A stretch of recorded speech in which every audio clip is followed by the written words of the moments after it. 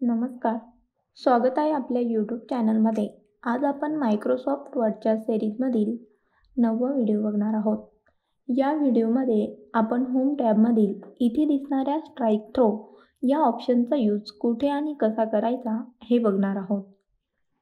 Strike थ्रोचा वापर साधारणतः जुना टेक्स्ट आणि नवीन टेक्स्ट यामध्ये गोंधळ होऊ नये यासाठी केला जातो.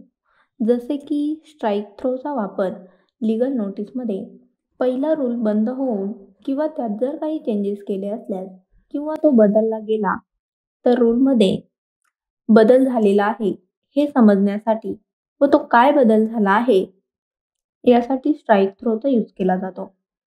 त्याचा वापर करण्यासाठी ज्या टेक्स्टला स्ट्राईक थ्रो करायचा आहे त्याला सिलेक्ट करून होम टॅबमध्ये इथे दिसणाऱ्या ऑप्शनला क्लिक करायचं आहे. तुम्ही इथे बघू शकतात आपल्या टेक्स्टला स्ट्राईक थ्रो झालेला आहे.